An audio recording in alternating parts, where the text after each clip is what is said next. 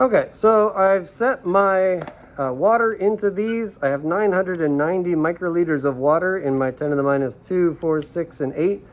They're just water right now, but I'm going to add the cell solution to those, and I'm going to add a volume of 10 microliters, so 10 into a final volume of 1,000. 10 over 1,000 is 10 to the minus 2, 1/100th difference. So I'm going to set this to be 10. I can do this while I'm looking backward. Dun, dun, dun, dun, dun.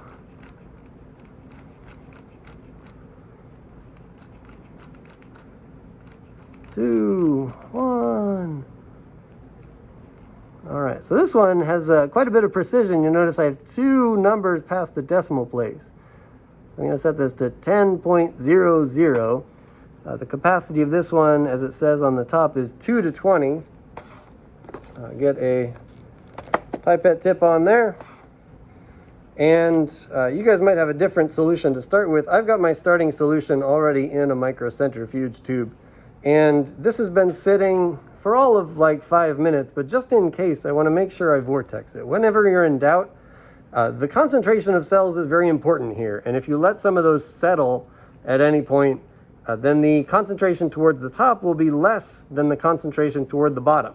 And of course, this is a super fun instrument to use. This is called a vortexer. It spins rapidly in a circle. It's touch sensitive, so it should turn on as you touch it. Hold on to your thing, your microcentrifuge tube, as you put it in here.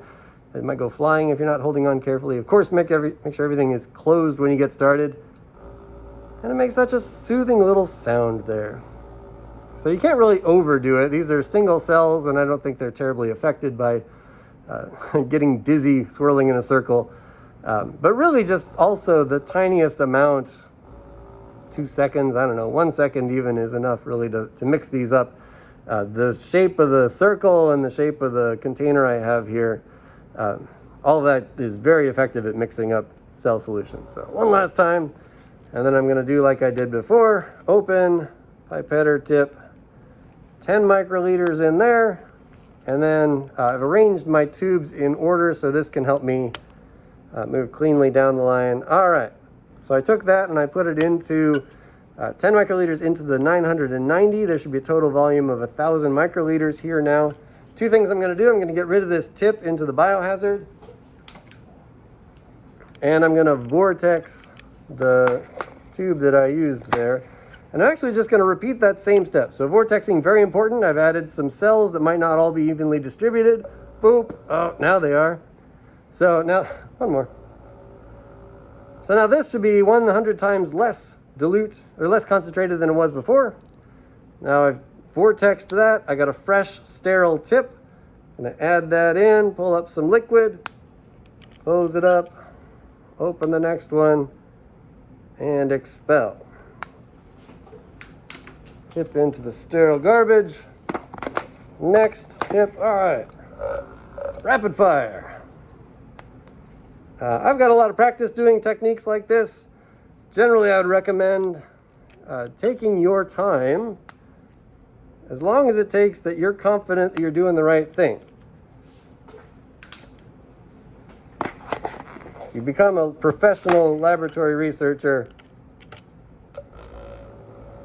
You'll be doing this so much you don't even think about it. All right, so last one, 10 to the minus 6 into the 10 to the minus 8. And there we go. So now I have starting solution, 10 to the minus 2, 10 to the minus 4, 10 to the minus 6, 10 to the minus 8. I'm going to put those all, spread 100 microliters of those onto Petri dishes and zap them with UV and see what grows up.